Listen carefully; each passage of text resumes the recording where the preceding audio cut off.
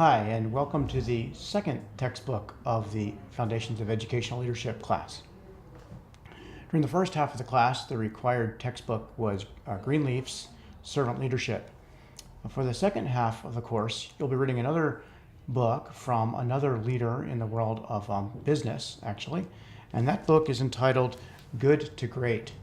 It's by a fairly well-known scholar of the business world named Jim Collins. And in this book, Collins gives us the results of his study of hundreds of Fortune 500 companies. He actually studied companies which were good and productive in their fields, and then he compared companies which showed enormous growth. Now, he uses, obviously, a very clear capitalist business model relating to things like stock value and corporate turnover. But nonetheless, what he studies is what makes some organizations and companies move from being good companies in their sector to being great companies.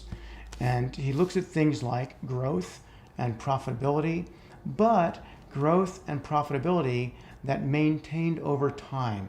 A lot of organizations will have a spike and go from one level of productivity quickly to another, only to drop off a few years or quarters later.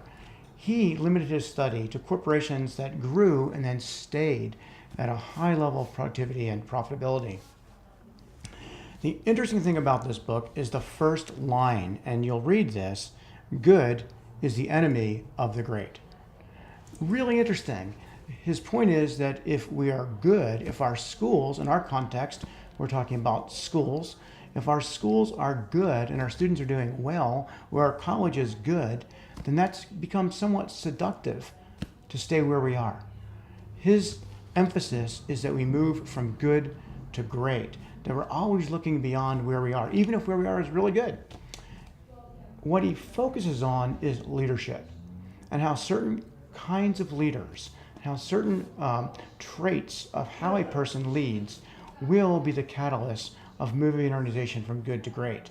And it's my contention that as we enter the world of public education or charter school education or private schools or any other form of leadership, our goal is never to keep the status quo. Our goal should always be to take whatever organization we have and make it better. So, hope you enjoy the book. It's full of interesting insights, some of which are a bit surprising. For example, the best organizational changes hired from within. They didn't look for the outside hero to come and save them. They found someone who may not be as talented as the outside perfect savior type person, but who were committed to the mission of the organization. So you'll find that and many other points interesting.